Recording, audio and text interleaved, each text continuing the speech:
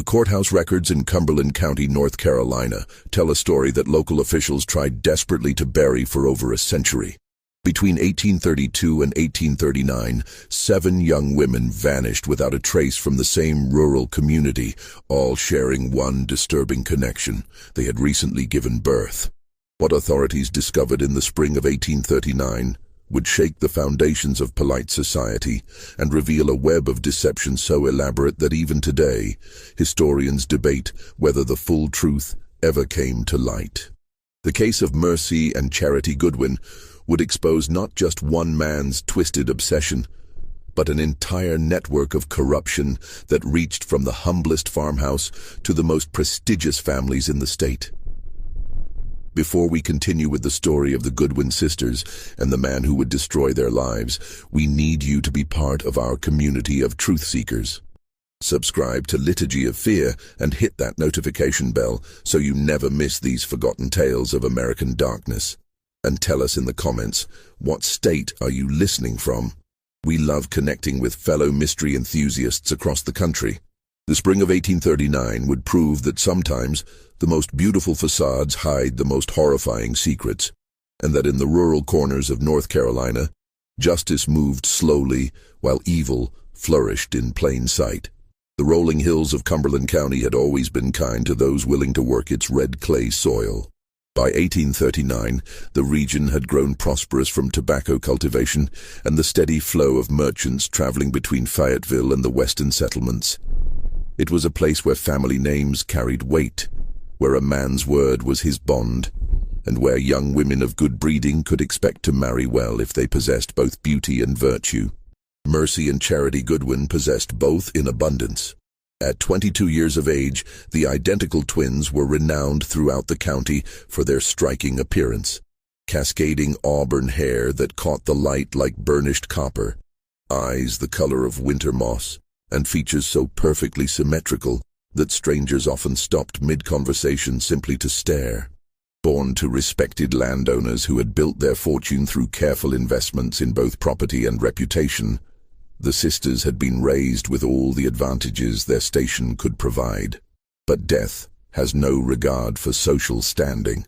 The yellow fever epidemic of 1837 had swept through the region like a scythe through wheat, claiming both parents within a week of each other. The family's debts, carefully hidden behind a veneer of prosperity, came due with shocking swiftness. The tobacco fields, the elegant house with its wide front porch and hand-carved railings, even their mother's jewelry. Everything was sold to satisfy creditors who showed no mercy for 2 grieving young women. By the winter of 1838, Mercy and Charity found themselves living in a cramped boarding house room above Hensley's general store, surviving on the meager wages Charity earned, teaching the children of local farmers to read and write. Mercy, whose constitution had always been more delicate, struggled to find work that wouldn't compromise their remaining shred of respectability. The twins had learned a harsh lesson that many women of their era knew all too well.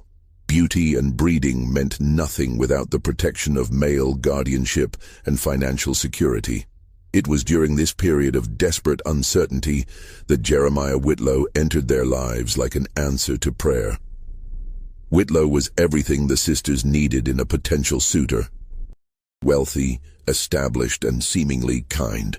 At 38, he had never married, which he explained away with charming self-deprecation about being too particular and too devoted to building his commercial empire. His trading company, Whitlow and Associates, had made him one of the most prosperous men in the county through shrewd investments in tobacco, cotton, and the growing railroad connections that were transforming North Carolina's economy. He was not conventionally handsome. His features were too sharp, his frame too lean, and his pale blue eyes had an intensity that some found unsettling. But he dressed impeccably, spoke with the refined accent of an educated gentleman, and possessed the kind of easy confidence that comes with substantial wealth. Most importantly for the Goodwin sisters, he seemed genuinely interested in their welfare during a time when most men of his standing wouldn't even acknowledge their reduced circumstances. Whitlow's courtship was both persistent and peculiar. He would arrive at the boarding house with expensive gifts, bolt after bolt of the finest silk, imported perfumes that cost more than most families earned in a month, jewelry that sparkled with genuine gems. But he seemed unable to choose between the sisters, lavishing equal attention on both with an intensity that bordered on obsession. "You are perfection made manifest," he told them during one particularly fervent visit, his pale eyes moving between their faces as if trying to memorize every detail. "Nature has never created anything so flawless, so absolutely without flaw or imperfection." The twins found his devotion flattering, but increasingly uncomfortable. There was something in the way he looked at them, not as individuals, but as objects to be possessed and displayed. When he proposed marriage in the spring of 1839, he made an unusual request that should have served as a warning. "I cannot choose between such identical perfection," he declared, taking both their hands in his. "Providence has blessed me with enough wealth to provide for both of you. Mercy, you shall be my wife in the eyes of God and the law. Charity, you shall be my wife in the eyes of my heart. We shall be a family bound not by convention, but by mutual devotion and practical necessity." The arrangement he proposed was unconventional, but not unheard of in rural communities where economic survival often trumped social propriety. Polygamy was illegal, but many households included unmarried sisters or cousins of the wife, especially when financial circumstances demanded it. Whitlow assured them that Charity would be treated with all the respect and comfort of a true wife, lacking only the legal status that would belong to Mercy alone. For two women facing destitution, the offer seemed like a miracle. They would live in comfort at Whitlow's expansive estate, Rosemont, with its 40-room mansion and sprawling grounds. They would want for nothing, and perhaps most importantly, they would remain together during uncertain times. Neither sister noticed the collection of miniature portraits that adorned Whitlow's study, each depicting a beautiful young woman with the same general coloring and features. Neither questioned why a man of his wealth and standing had remained unmarried for so long. And neither understood that they had just agreed to enter a nightmare that had already claimed 7 other innocent lives. The wedding took place on a humid morning in June 1839, with only the local minister and 2 witnesses present. Whitlow had insisted on a simple ceremony, explaining that elaborate celebrations would only draw unwanted attention to their unconventional arrangement. The ceremony itself felt rushed and strangely impersonal, with Whitlow reciting his vows while staring at some point just beyond Mercy's shoulder, as if he were addressing someone who wasn't quite there. Rosemont proved to be even more magnificent than the sisters had imagined. Built in the federal style with soaring columns and intricate millwork, the mansion sat on a rise overlooking thousands of acres of productive farmland. The interior was furnished with pieces imported from Europe. Mahogany furniture that gleamed like dark mirrors, Persian carpets that felt like silk beneath their feet, and crystal chandeliers that cast rainbow fragments across walls covered in hand-painted silk wallpaper. But for all its grandeur, Rosemont felt oddly impersonal. The rooms were beautifully appointed but sterile, as if they were designed to be admired rather than lived in. There were no family portraits, no personal mementos. Nothing that spoke of the man who supposedly called this place home. Even Whitlow's own bedroom was spartanly furnished, containing only the essentials and nothing that might reveal his personality or history. The household staff consisted of an elderly housekeeper named Mrs.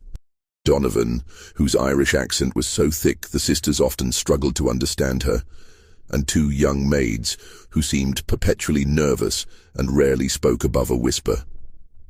There was also a groundskeeper named Samuel, who lived in a cottage near the stables and communicated primarily through nods and gestures. All of them had been with Whitlow for less than 2 years, having replaced previous staff who had, according to Mrs. Donovan, found employment elsewhere quite suddenly. The first months of marriage passed in a blur of luxury and growing unease. Whitlow was an attentive husband to both sisters, though his affections felt rehearsed, as if he were playing a role rather than expressing genuine emotion. He would spend hours simply watching them as they read or sewed, his pale eyes tracking their every movement with an intensity that made them feel like specimens under glass. "You must maintain your perfection," he would remind them constantly. "Perfect posture, perfect complexion, perfect deportment. Nothing must mar your flawless beauty." He hired a French governess, Madame Rousseau, to refine their manners and speech. Even though both sisters had received excellent educations, he brought in a seamstress from Charleston to create an entire wardrobe of the finest gowns, all in shades that complemented their coloring. He even insisted they follow a specific daily routine designed to preserve their beauty. Morning walks at precisely 8 o'clock, afternoon rest periods to prevent fatigue lines, evening baths in imported milk and honey. The restrictions seemed caring at first, even flattering, but gradually they began to feel like a cage decorated with silk and gold. By autumn, both sisters were pregnant. The news should have brought joy, but Whitlow's reaction was disturbing in its intensity. He became obsessed with every detail of their pregnancies, consulting constantly with Dr. Harrison Fletcher, a nervous man with thinning hair and hands that shook when he thought no one was watching. "The bloodline must be perfect," Whitlow told Dr. Fletcher during one particularly uncomfortable examination. "Any deviation, any imperfection cannot be tolerated." Dr. Fletcher would nod vigorously while adjusting his spectacles. "Of course, Mr. Whitlow, I understand completely. Everything will be managed appropriately." As their pregnancies progressed, the sisters began to notice disturbing details about their new home. Mercy discovered a locked room on the 3rd floor that Mrs. Donovan claimed was just storage, nothing to concern yourself with. Charity found gardening tools in the carriage house that were caked with what looked suspiciously like dried blood, though Samuel claimed they were used for slaughtering livestock despite the fact that Rosemont kept no animals other than horses. More troubling still were the dreams that began to plague both sisters. Nightmares of crying babies that seemed to come from within the walls themselves, of women calling for help from somewhere deep beneath the house.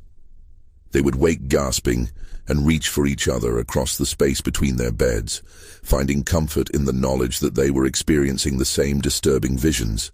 "It's just our condition making us nervous," Mercy would whisper, though her voice lacked conviction. Of course, Charity would agree, though she clutched her sister's hand like a lifeline. But the dreams weren't the worst part. The worst part was the growing certainty that they were being watched constantly, not just by Whitlow but by unseen eyes that seemed to peer at them from every shadow. The worst part was the realization that the magnificent rooms of Rosemont echoed strangely, as if there were spaces behind the walls where sound could travel freely. The worst part was the slowly dawning understanding that their husband's obsession with their perfection wasn't love. It was something far darker and more dangerous. On a cold December evening, as both sisters entered their final month of pregnancy, Charity made a discovery that would change everything. While exploring the library in search of something to read, she accidentally triggered a hidden mechanism behind one of the bookcases. The panel swung inward, revealing a narrow staircase that descended into darkness. Against every instinct for self-preservation, she lit a candle and began to descend. The stairs led to a cellar room that had been carved from the red clay beneath the house. And there, arranged on wooden shelves like trophies in a hunter's den, were the personal belongings of women who should have been alive but were nowhere to be found. A wedding dress of cream-colored silk, carefully preserved and smelling faintly of lavender. A pair of silver hairbrushes engraved with the initials MC.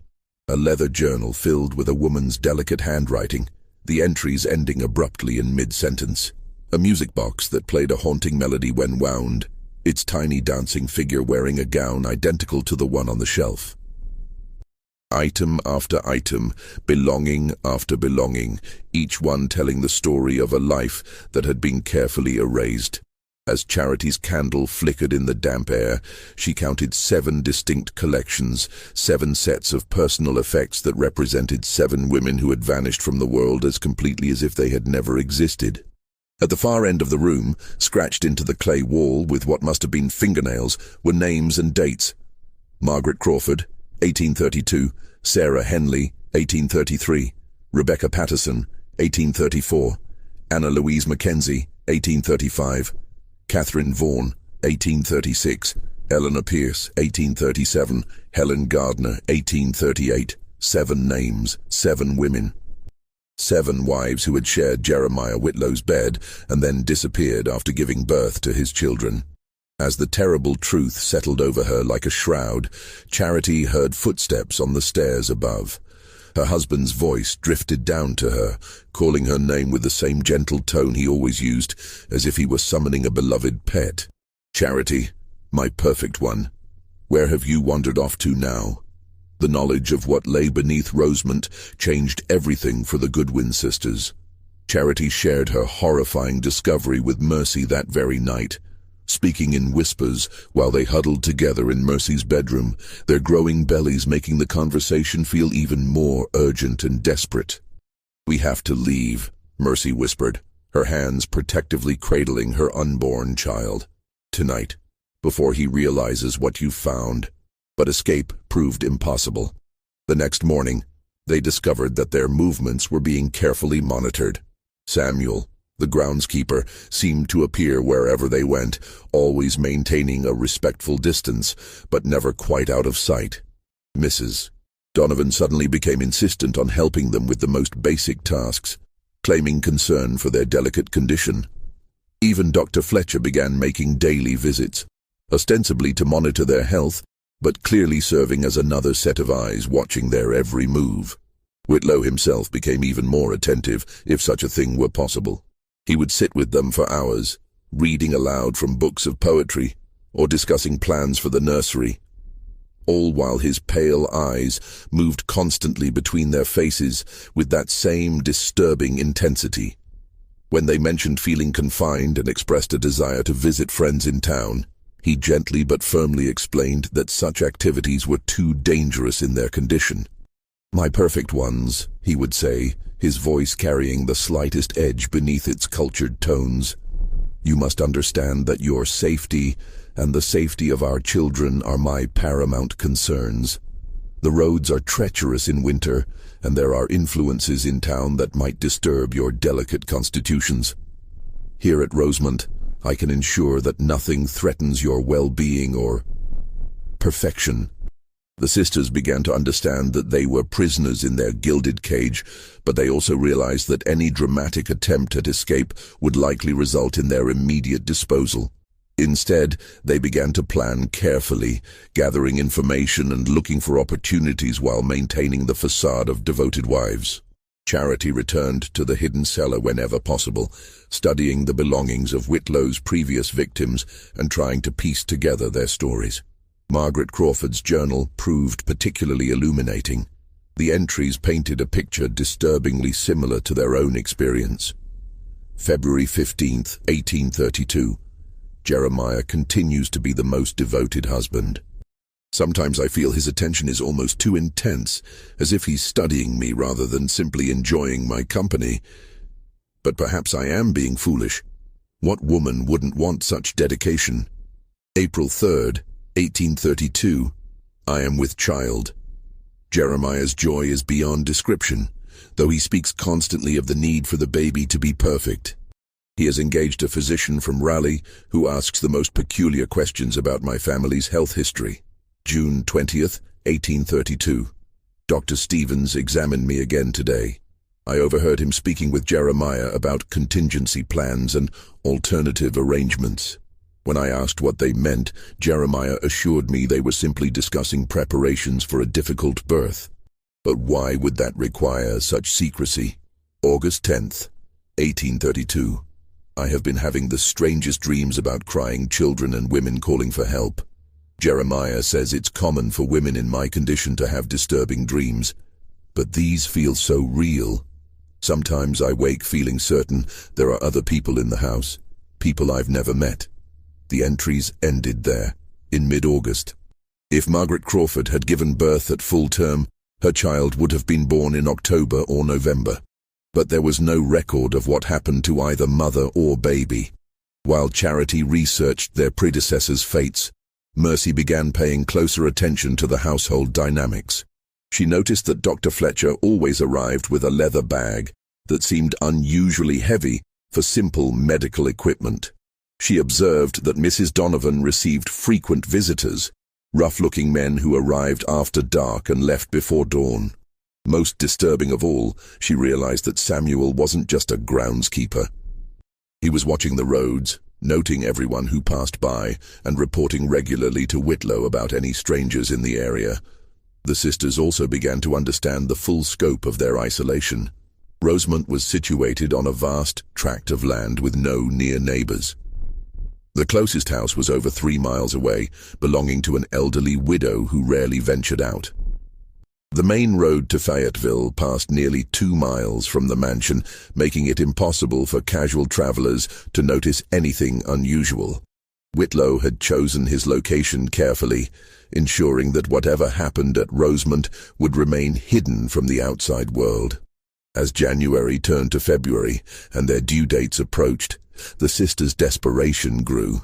They attempted to send a letter to Charity's former employer in town, but discovered that all outgoing mail was being intercepted. They tried to convince one of the maids to carry a message, only to learn that the young women were too terrified of Whitlow to risk his displeasure. Even their attempts to gather supplies for a potential escape were thwarted when they discovered that their access to money, warm clothing, and transportation had been quietly but thoroughly restricted. It became clear that Whitlow's control over Rosemont was absolute. He had created a perfect prison where his victims could be kept comfortable and compliant until they had served their purpose. The luxury that had initially seemed like generosity was revealed to be a sophisticated trap, designed to make escape seem not just difficult, but unthinkable. The breaking point came on a bitter February night when Mercy went into labor 3 weeks early. As her contractions intensified, she was moved to a specially prepared room that the sisters had never seen before, a sterile, whitewashed chamber in the mansion's east wing that looked more like a hospital than a bedroom. Dr. Fletcher arrived within an hour, accompanied by 2 assistants whose faces they didn't recognize and whose medical credentials were never mentioned. As Mercy's labor progressed through the night, Charity was banished to an adjacent room where she could hear her sister's cries, but could offer no comfort. Through the thin walls, she could also hear conversations between Dr. Fletcher and his assistants that filled her with mounting dread. The specimen appears to be developing normally, no obvious defects or abnormalities. And the mother's condition? Strong enough for the delivery, but we'll follow the usual protocol afterward. Mr. Whitlow has been very specific about the timeline. The arrangements for transport? All prepared. The contact in Wilmington is expecting delivery within the week. Charity pressed her ear to the wall, her heart racing as she began to understand what was being discussed. These men weren't just doctors. They were part of a carefully organized operation that treated both mothers and babies as commodities to be processed and distributed. Just before dawn, Mercy's cries suddenly stopped. Dr. Fletcher emerged from the birthing chamber, his face grim and his hands bloodied. He spoke briefly with Whitlow in hushed tones before approaching Charity with the devastating news. "I'm terribly sorry," he said, his eyes unable to meet hers. "The baby was stillborn, and your sister, the complications were too severe. She passed peacefully just a few minutes ago." But Charity had heard no baby's cries, and more importantly, she had heard Mercy calling her name just moments before the sudden silence. Her sister hadn't died peacefully, she had died calling for help that never came. As the shocking reality of her situation crashed over her, Charity understood that she was now completely alone with a man who had murdered her sister and stolen her child. And her own baby was due to be born within days. The game was no longer about escape. It was about survival. The days following Mercy's supposed death passed in a haze of grief and terror for Charity. Whitlow played the role of the bereaved widower with disturbing conviction, arranging a funeral service that drew sympathetic neighbors from across the county. The closed coffin was buried in the Rosemont family cemetery with full honors, complete with a granite headstone bearing Mercy's name and dates. But Charity knew the truth. Late at night, when the house was supposedly asleep, She could hear sounds from the cellar that no amount of grief could explain away. Muffled voices, footsteps, and most horrifying of all, the distant sound of an infant crying. Her sister's baby was alive, and quite possibly, so was Mercy herself. The realization that Whitlow was keeping his victims alive, at least temporarily, added new dimensions of horror to her situation. Death, it seemed, was not the immediate fate of his wives. Something far worse awaited them in the depths beneath Rosemont. Dr. Fletcher continued his daily visits, ostensibly to monitor Charity's health as she grieved and prepared for her own delivery. But his examinations had taken on a clinical detachment that made her skin crawl.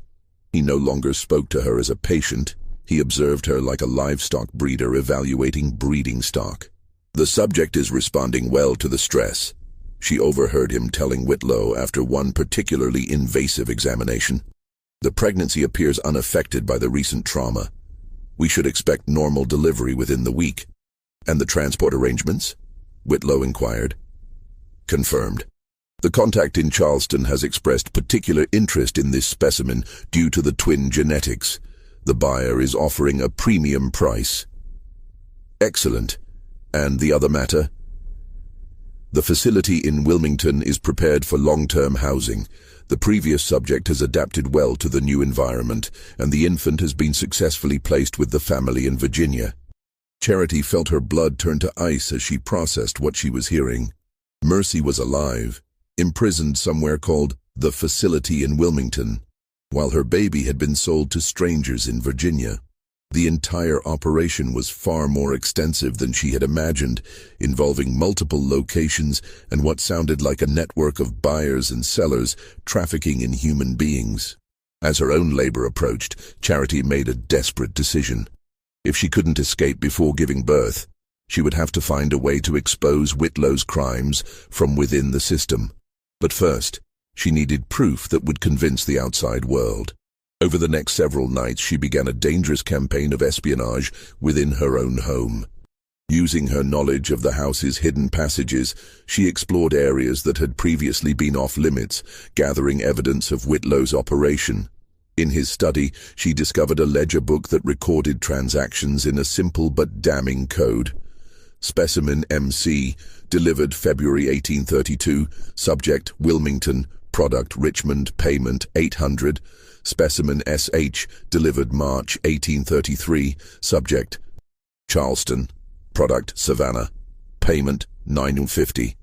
Specimen RP, delivered January 1834, subject Norfolk, product Baltimore, payment $1,100. The pattern was clear and horrifying. Specimen referred to the mothers, who were delivered to various locations after giving birth. Product referred to the babies, who were sold to buyers in different cities. The payments increased over time, suggesting that Whitlow's operation was becoming more sophisticated and profitable. Even more damning was a collection of correspondence hidden behind a false back in his desk drawer. Letters from contacts in Charleston, Wilmington, Norfolk, and other coastal cities detailed the specific requirements of their clientele. Some buyers wanted children for adoption by wealthy families who couldn't have their own. Others sought young women for purposes that weren't explicitly stated, but could be easily inferred from the coded language. The most chilling discovery was a letter dated just 2 weeks earlier. "Jeremiah, the Charleston buyer has specifically requested twin stock if available. Premium payment of $2,000 for matched pair in good condition. The Richmond contact has expressed interest in the breeding potential of identical genetics. Advised timeline for next delivery. HM." The letter was signed with the initials HM and bore the letterhead of a company called Southern Maritime Trading based in Wilmington. Charity realized that Whitlow wasn't operating alone.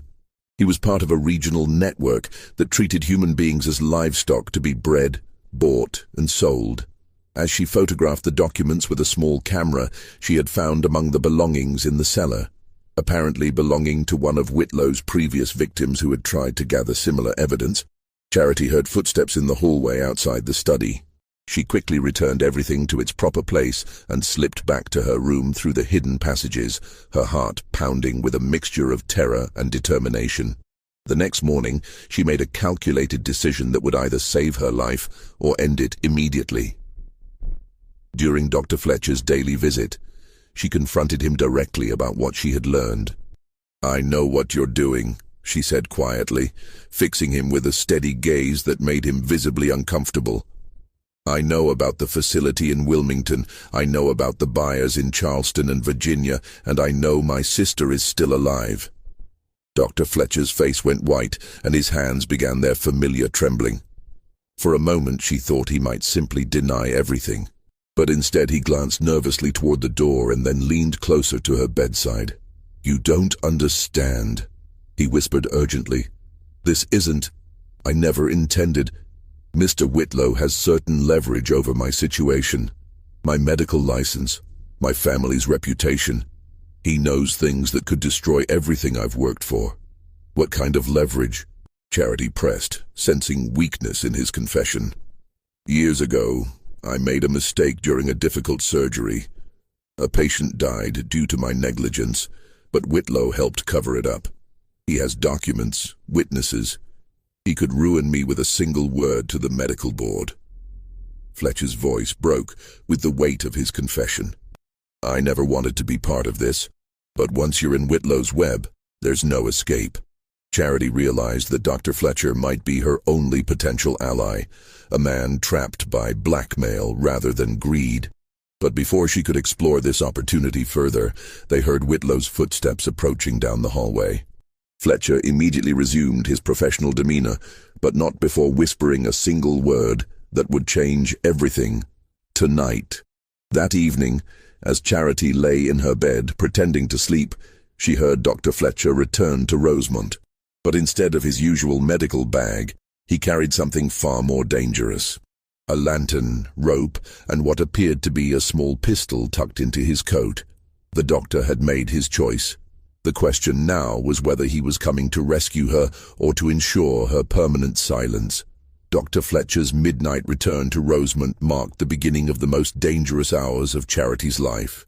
As she lay in her darkened bedroom, listening to whispered conversations echoing through the mansion's corridors, she realized that whatever was about to happen would determine not just her fate, but the fate of every woman who might fall into Whitlow's trap in the future.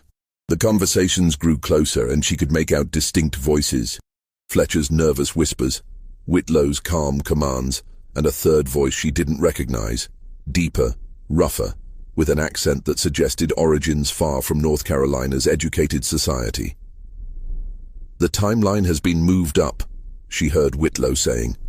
"We need to complete the transfer tonight before complications arise." "But the subject isn't due for another 4 days," Fletcher protested. "Inducing labor prematurely could result in complications that would reduce the value of the product. The product's value is secondary to operational security," the stranger's voice interjected. "We've received word that someone in Fayetteville has been asking questions about missing women. The longer we wait, the greater the risk of exposure." Charity's heart raced as she realized they were discussing her immediate fate. Someone in town had noticed the pattern of disappearances and was investigating. The network was preparing to eliminate the evidence, which meant accelerating her delivery and subsequent disposal. She heard footsteps approaching her room and quickly feigned sleep, controlling her breathing despite the panic coursing through her veins. The door opened slowly, and she could sense multiple figures entering.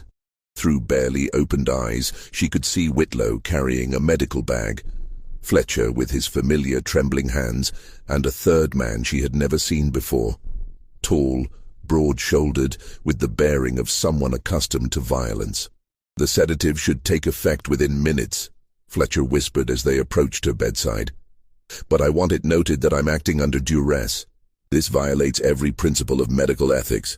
"Your principles are noted and irrelevant," Whitlow replied coldly. "Administer the injection." As Fletcher approached with a syringe, Charity made a split-second decision that would save her life. Instead of continuing to feign sleep, she suddenly sat up and spoke directly to the doctor in a voice loud enough to carry throughout the mansion. "Dr. Fletcher, I'm experiencing severe contractions. I think the baby is coming naturally right now." The unexpected development threw the three men into confusion. Fletcher dropped the syringe, which shattered on the wooden floor. Whitlow's carefully controlled expression cracked, revealing the cold fury beneath his genteel facade. The stranger reached inside his coat, presumably for a weapon, but hesitated when Charity cried out again in apparent agony. "The labor appears to be genuine," Fletcher said after a hasty examination, his medical training overriding his fear. "The contractions are regular and strong. We may not need to induce after all." What none of them realized was that Charity had been secretly timing false contractions for hours, preparing for exactly this moment. Her performance was convincing enough to force them into their prepared protocol, but early enough to potentially disrupt their carefully laid plans. As the men prepared for an immediate delivery, Charity caught sight of something that filled her with both hope and terror. Through her bedroom window, she could see lights moving along the main road, multiple torches or lanterns approaching Rosemont in the pre-dawn darkness. Someone was coming, and given the hour and the number of lights, it wasn't a social call. Whitlow noticed the lights at the same moment. His face went pale, and he turned to the stranger with barely controlled panic. "How much time do we have?" he demanded. "Maybe 30 minutes before they reach the house," the man replied, peering through the curtains. "Looks like a sheriff's party. Maybe 6 or 8 men. Someone must have talked." The revelation that law enforcement was approaching Rosemont transformed the entire dynamic. Whitlow's operation, so carefully concealed for years, was finally facing exposure. But instead of surrender, he chose escalation. "Prepare the emergency protocol," he ordered the stranger. "Fletcher, you have 15 minutes to complete the delivery. After that, we implement complete containment." Charity didn't need to ask what complete containment meant. They were planning to eliminate all evidence of their crimes, which undoubtedly included killing her, her unborn child, and anyone else who could testify against them. As Fletcher reluctantly began preparing for a forced delivery, Charity noticed that Mrs. Donovan had appeared in the doorway. The elderly housekeeper's face was streaked with tears, and she was wringing her hands in obvious distress. "Mr. Whitlow," she said in her thick Irish accent, "I cannot be part of this anymore. That girl is barely more than a child herself, and what you're planning, it's murder, plain and simple." "Your conscience is noted, Mrs. Donovan," Whitlow replied without looking at her. "But you'll continue following orders, or you'll join the subjects in Wilmington. The choice is yours." The threat against Mrs. Donovan revealed another layer of Whitlow's control. Even his household staff were prisoners, kept in line through fear and threats against their own safety. But it also suggested that the housekeeper might be an unexpected ally if Charity could find a way to communicate with her. As the approaching lights grew brighter and the sounds of horses became audible, the tension in the room reached a breaking point. Fletcher's hands were shaking so badly he could barely hold his instruments. The stranger was positioning himself near the window with his weapon drawn. Whitlow was pacing like a caged animal, his carefully cultivated refinement finally cracking under pressure. "Dr. Fletcher," Charity said, her voice carrying clearly in the tense silence. "Before you proceed, I think you should know that I've already documented everything. The ledger books, the correspondence, the names and dates in the cellar. I've recorded it all." It was a desperate bluff, but it had the intended effect. Fletcher stopped his preparations and stared at her in shock. Whitlow spun around, his pale eyes blazing with fury. "What did you say?" he demanded. "I said I've documented your entire operation," Charity repeated, meeting his gaze with defiant courage. "Every transaction, every victim, every contact in your network, and if anything happens to me, that information will be delivered to the authorities." The bluff was partially true. She had seen the documents and memorized key details, but she had no way to deliver information to anyone. However, the approaching lawman suggested that someone else had already gathered enough evidence to warrant an investigation. Whitlow's reaction was swift and violent. He struck her across the face with enough force to knock her back against the pillows, but the blow only strengthened her resolve. "You foolish girl," he snarled, his cultured accent slipping to reveal something far more sinister beneath. "Do you think your pathetic attempts at heroism will save you? I've been perfecting this operation for 8 years. No one has ever escaped, and no one ever will." But even as he spoke, the sound of horsemen reached the front steps of Rosemont. Voices called out in the darkness, official voices demanding entry in the name of the law. The stranger moved to the window and cursed under his breath. "Sheriff's party, plus what looks like federal marshals," he reported. "Someone's given them enough evidence to warrant a full investigation." The revelation that federal authorities were involved suggested that Whitlow's network had attracted attention at the highest levels. Human trafficking across state lines was a federal crime, and the involvement of marshals meant this wasn't just a local investigation. Mrs. Donovan suddenly stepped forward, her tear-streaked face transformed by unexpected courage. "It was me," she declared, her Irish accent thick with emotion. "I sent word to my nephew in Fayetteville. He works for the courthouse, and he knew how to reach the proper authorities. I couldn't watch another innocent girl disappear into that hellish cellar." Whitlow turned on her with murderous rage, but before he could act, the front door of Rosemont exploded inward. Heavy boots thundered across the marble floors as armed men spread throughout the mansion. Shouts echoed through the corridors as the lawmen began their systematic search. "This ends now," Sheriff Thomas Crawford announced as he burst into the bedroom, his pistol drawn and his badge gleaming in the lamplight. Behind him came 2 federal marshals and several deputies, their faces grim with determination. The stranger reached for his weapon, but found himself facing 6 armed lawmen who had no intention of allowing him to draw.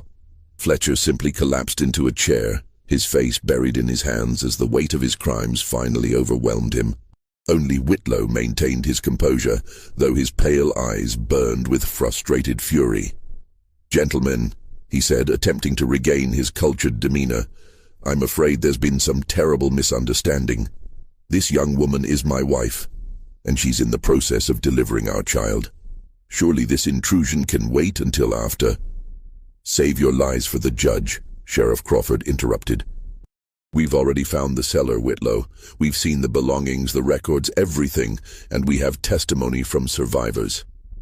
The word survivors hit Charity like a physical blow. Mercy might still be alive, along with other women who had been presumed dead. The investigation was far more advanced than anyone had realized. As the lawmen secured the scene, Dr. Fletcher looked up from his hands and spoke in a broken voice that carried throughout the room. "I'll testify," he said quietly. "I'll tell you everything. The network, the contacts, the locations where they keep the women. I can't carry this burden anymore." His confession would prove to be the key that unlocked the entire conspiracy. But first, Charity needed immediate medical attention from someone who wasn't complicit in her attempted murder. The next hours passed in a blur of controlled chaos as federal authorities transformed Rosemont from a house of horrors into a crime scene of unprecedented scope. While a legitimate doctor from Fayetteville attended to Charity's genuine labor, which had progressed rapidly due to the stress of the evening's events, teams of investigators systematically documented every aspect of Whitlow's operation. The hidden cellar yielded evidence that exceeded even the most dire expectations. Beyond the personal belongings of 7 murdered women, investigators discovered detailed records of a human trafficking network that stretched from North Carolina to Georgia, Virginia, and South Carolina. The operation had been generating thousands of dollars annually through the sale of infants to wealthy buyers, and the trafficking of young women to brothels and private buyers throughout the region. But the most shocking discovery came when investigators followed Dr. Fletcher's directions to a warehouse in Wilmington. There, in conditions that defied human dignity, they found 12 women imprisoned in what could only be described as a breeding facility. Among them was Mercy Goodwin, alive but severely traumatized after months of captivity. The reunion between the sisters took place 3 days later in a hospital room in Fayetteville, where Charity was recovering from the birth of her son, a healthy baby who would never know the horrors that had nearly claimed his life.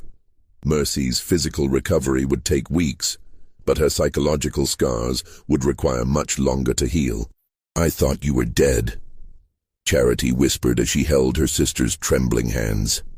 "When they told me you died in childbirth." "They told me the same about you," Mercy replied, her voice hollow with remembered trauma. "They said you had complications and didn't survive. They use that lie to break our spirits, to make us believe we have nothing left to fight for." The scope of Whitlow's deception was breathtaking in its cruelty. By convincing each victim that their loved ones were dead, he eliminated hope and reduced resistance. Women who might have fought desperately to return to family members instead succumbed to despair and accepted their fate as breeding stock for his network. Dr. Fletcher's testimony revealed the full extent of the operation's sophistication. Whitlow had established himself as a respectable businessman whose wealth and social standing provided perfect cover for his crimes. He cultivated relationships with corrupt officials who could falsify death certificates and manipulate records. He maintained contacts throughout the region who could transport victims and find buyers for both women and children. The network had operated with such efficiency that they processed dozens of victims annually. Young women who disappeared were officially recorded as having died in childbirth or from various illnesses. Their babies were sold to buyers who believed they were adopting orphans from legitimate sources. The women themselves were transported to facilities where they were kept alive for breeding purposes until they were no longer useful, at which point they simply vanished entirely. Whitlow's method of victim selection was particularly sinister. He specifically targeted women who were isolated by circumstance, orphans, widows, immigrants with no local connections. He presented himself as a generous suitor offering rescue from desperate situations, making his victims grateful for attention that was actually the beginning of their nightmare. The trial that followed became one of the most sensational criminal cases in North Carolina's history. Whitlow's network implicated prominent citizens in multiple states, leading to arrests that reached into the highest levels of society. Wealthy buyers who had unknowingly purchased trafficked children faced prosecution for their roles in the conspiracy. Corrupt officials who had falsified records were stripped of their positions and sentenced to prison. Dr. Fletcher's cooperation with authorities earned him a reduced sentence, but he would spend the rest of his life haunted by his complicity in the deaths and suffering of dozens of innocent people. His detailed testimony provided prosecutors with the evidence needed to dismantle the entire network and ensure that its surviving victims received justice. Mrs. Donovan's courage in contacting authorities was recognized as the key factor that brought down the operation. Her nephew's connections in the courthouse had provided access to federal marshals who specialized in investigating human trafficking cases. Without her willingness to risk her own safety, Charity and countless other women would have disappeared without a trace. The warehouse in Wilmington yielded additional horrors that shocked even experienced investigators. Women who had been imprisoned there for years described a systematic program of forced breeding, medical experimentation, and psychological torture designed to break their spirits and make them compliant. Those who resisted were subjected to punishments that often resulted in permanent injury or death. The facility also contained detailed records of buyers throughout the region, including prominent families who had purchased children and wealthy men who had bought women for private use. The network's client list read like a directory of Southern society, revealing that Whitlow's operation had penetrated the highest levels of respectability. As the investigation expanded, additional facilities were discovered in Charleston, Norfolk, and Savannah. The scope of the network was so extensive that federal authorities estimated it had trafficked hundreds of women and children over the course of nearly a decade. The economic impact alone was staggering. Investigators calculated that the operation had generated over $50,000 in illegal profits, a fortune equivalent to millions in modern currency. Jeremiah Whitlow was executed by hanging on December 15, 1840, after being convicted on 17 counts of murder, kidnapping, and human trafficking. He maintained his innocence until the end, claiming that he was simply a businessman who had been misunderstood by a society that couldn't appreciate his vision of human improvement through selective breeding. His execution drew crowds from across the region, with many of his victims' families traveling hundreds of miles to witness justice being served.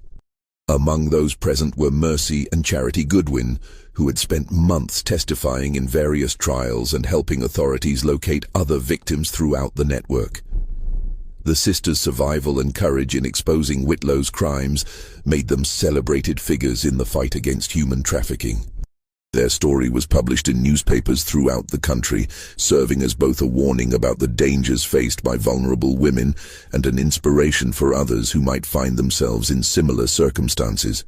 Charity's son, whom she named Thomas in honor of Sheriff Crawford, grew up knowing the full story of his dramatic birth. He would later become a prominent lawyer, specializing in cases involving crimes against women and children, dedicating his life to ensuring that predators like Whitlow could never again operate with impunity. Mercy eventually married a kind minister from Fayetteville who helped her heal from her traumatic experiences. Though she never fully recovered from her months in captivity, she found purpose in working with other survivors and advocating for better protection of vulnerable women. Her own child, a daughter who had been recovered from Byers in Virginia, was reunited with her mother through the efforts of federal investigators. The Rosemont estate was sold to pay restitution to Whitlow's victims and their families. The mansion itself was eventually torn down after local residents complained that it had become a morbid tourist attraction.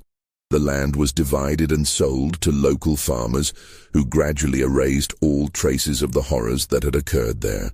Dr. Fletcher served 8 years in prison before being released on condition that he never practice medicine again. He spent his remaining years working as a clerk in a small-town pharmacy, living quietly with the weight of his crimes. He died in 1857, reportedly still haunted by nightmares about the women and children whose suffering he had enabled. Mrs. Donovan was awarded a substantial reward by federal authorities for her role in exposing the network. She used the money to return to Ireland, where she lived comfortably for the rest of her life. Her nephew, who had initially contacted the authorities, became a respected court official who specialized in investigating crimes against women. The broader investigation into Whitlow's network led to convictions of over 30 individuals across 5 states. The case established important legal precedents for prosecuting human trafficking and forced federal authorities to develop new methods for investigating crimes that crossed state boundaries. The impact of the case extended far beyond the courtroom. The revelations about how easily respectable society could hide such monstrous crimes led to reforms in how missing persons cases were investigated and how death certificates were verified. The network's sophisticated use of legitimate business connections as cover for criminal activity changed how authorities approached white-collar crime investigations. For the survivors, recovery was a long and difficult process. Many of the women rescued from Whitlow's facilities struggled with physical and psychological trauma that would affect them for the rest of their lives. Support networks developed organically as survivors found strength in sharing their experiences and helping each other heal. The case also highlighted the particular vulnerability of women who lacked family connections or financial resources. Reform advocates used the Whitlow case to push for better legal protections for orphans, widows, and immigrants who were often targeted by predators because of their isolation. Years later, as Charity sat in her comfortable home, watching her son play with his children, she would often reflect on how easily her story could have ended differently. The courage of one Irish housekeeper, the guilt of one corrupt doctor, and the persistence of federal investigators had combined to save her life and expose a network that might otherwise have continued operating for years. The official records of the case, including detailed testimonies from survivors and documented evidence of the network's operations, were sealed for 50 years to protect the privacy of victims and their families. When they were finally opened to researchers in 1890, they provided historians with unprecedented insight into the hidden crimes that flourished in antebellum American society. But perhaps the most lasting impact of the Whitlow case was its demonstration that even the most sophisticated criminal enterprises could be brought down by the courage of ordinary people willing to risk everything for justice. Mrs. Donovan's decision to contact authorities, Dr. Fletcher's eventual cooperation with investigators, and the Goodwin sisters' determination to survive and expose the truth had combined to save countless lives and deliver justice for the dead. The story of Mercy and Charity Goodwin serves as a reminder that in the darkest corners of American history, human trafficking and exploitation flourished under the protection of wealth, respectability, and social isolation. But it also demonstrates that justice, though sometimes delayed, could still be achieved through the combined efforts of brave individuals willing to fight for what was right. What do you think of this story? Do you believe everything was revealed about Whitlow's network? Or might there have been other facilities and victims that were never discovered? Leave your comment below and share your thoughts about this dark chapter in American history. If you enjoyed this tale of survival and justice, subscribe to Liturgy of Fear, hit that notification bell, and share this video with someone who appreciates stories of courage in the face of unimaginable evil. The truth about our past, no matter how disturbing, deserves to be told and remembered.